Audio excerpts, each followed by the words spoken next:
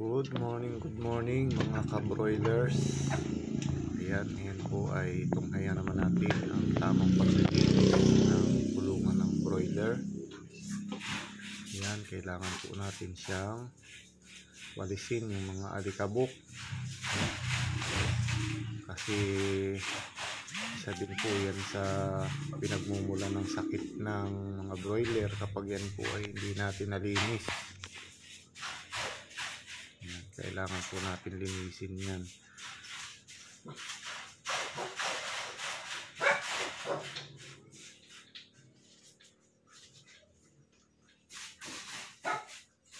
Kasi yung mga kulisap, mga ibang insekto na nakadikit dyan, lalagpak po yan dyan sa mga patukaan ng manok. Matutuka po yan nila. Pasensya na po, medyo maingay po yung alaga kong aso.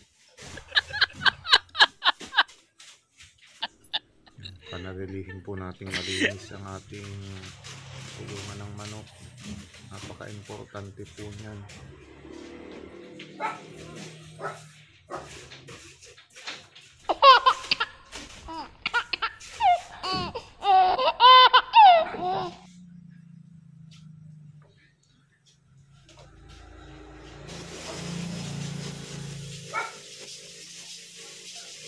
Pagkatapos po niyan, linisin naman natin ang mga dumi o ipot ng ating manok na tumigas.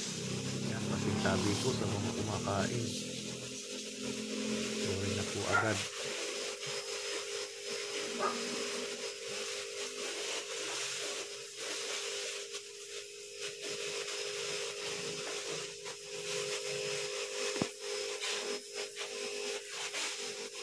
Kapag malinis po ang kulungan, isa rin po yan sa nakakatulong upang gumanda ang ating mga manok at naglalayo sa sakit. Na rin po yan upang maiwasan ang pagdami ng mortality.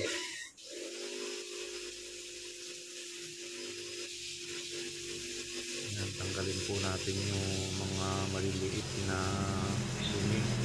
Kailangan po malinis na malinis. Dati po kasi sa mga alaga ko nung baguhan pa po ako, napakadami po lagi ng namamatay na broiler. Kasi nga po, kapag nagtanggal ako ng manok, sa sunod na lipat, hindi ko na po siya nililinis. Kaya para po maiwasan natin ang pagdami ng mga namamatay, linisan po natin ng mabuti ang ating kulungan.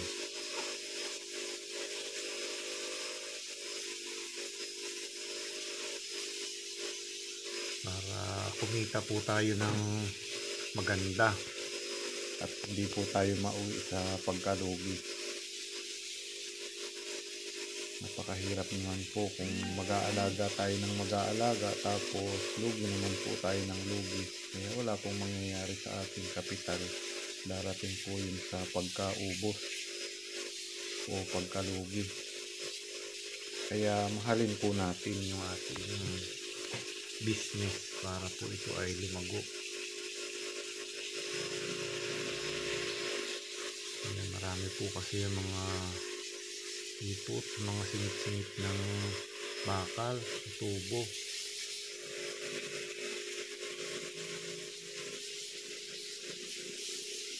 Ayan, maraming salamat po. Sana po ay nakatulong itong aking konting tips. Ayan, abangan pa po sa mga susunod kong videos. Yung mga tips. Maraming salamat po sa mga nag-subscribe at magsusubscribe pa. Thank you po.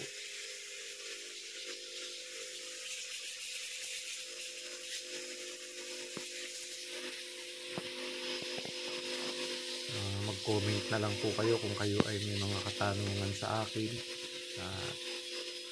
Sasagutin ko po ang bawat katanungan. Yun.